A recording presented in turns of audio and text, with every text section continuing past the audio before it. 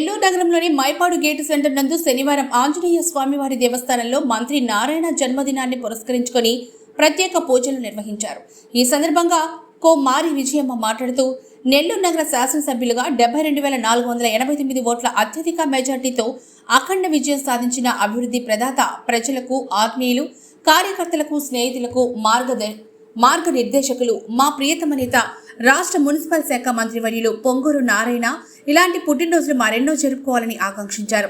ఈ కార్యక్రమంలో నెల్లూరు జిల్లా మహిళా పార్లమెంట్ ప్రధాన కార్యదర్శి కో మారి విజయమ్మ మరియు 3వ డివిజన్ ఇన్ఛార్జి సత్యవతి, నీలిమ, విజయలక్ష్మి, సంధ్య, ఉమా మహేశ్వరి, 3వ డివిజన్ 9వ డివిజన్ నుంచి అధిక సంఖ్యలో మహిళలు పాల్గొన్నారు.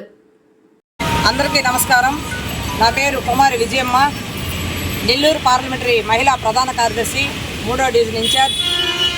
ఈరోజు శ్రీ మా అందరికీ దైవ సమానులైన శ్రీ పొంగూరు నారాయణ గారు ఈరోజు జన్మదిన సందర్భంగా మహిళలందరూ ఈరోజు గుడి దగ్గరకు వచ్చి పూజా కార్యక్రమం ఆయన పేరు మీద అర్చన చేయించి పూజా కార్యక్రమం జరిపించడం జరిగింది. ఈరోజు మనకి ఎంతో గొప్ప పండగ వాతావరణం. ఎందుకంటే మన సిటీ నియోజకవర్గానికి పొంగూరు నారాయణ గారు నిలబడడం మనందరూ అదృష్టంగా భావిస్తున్నాము. ఈరోజు అత్యధిక మంచి మెజార్టీతో ఆయన గెలుపొందడం మాకందరికీ చాలా ఆనందకరం. అదేవిధంగా ఇప్పుడు మున్సిపల్ శాఖ మంత్రిగా ప్రమాణ స్వీకారం చేసి ఉదయమే రావడం జరిగింది. మాకు అభివృద్ధి అంటే అభివృద్ధి ధ్యేయంగా, అభివృద్ధి అంటే నారాయణ గారు, నారాయణ అంటే అభివృద్ధి అని ఒక వినాదంతో మేమందరం ప్రతి ఒక్కరిని కష్టపడి పనిచేసాము. అదేవిధంగా నారాయణ సారు గెలుపు కోసం అహర్నిశలు ప్రతి ఒక్కరూ సిటీ మొత్తం కూడా ఆయన కోసం మంత్రిగా చేసుకోవాలని ఒక తపనతో పనిచేయడం జరిగింది. ఈరోజు అదే స్థాయిలో ఆయనకి మంచి మెజార్టీ రావడం మా అందరూ అదృష్టంగా మేము భావిస్తున్నాము. ఈరోజు ప్రజల కోసం ఎన్నుకోబడిన నారాయణ సార్ గారు ఈరోజు ప్రజలు జిల్లాలో ఉన్న ప్రజలు ప్రతి ఒక్కరు కూడా అన్ని జిల్లాలకి మున్సిపల్ శాఖ మంత్రిగా ఇవ్వడం మాకందరూ సంతోషకరం.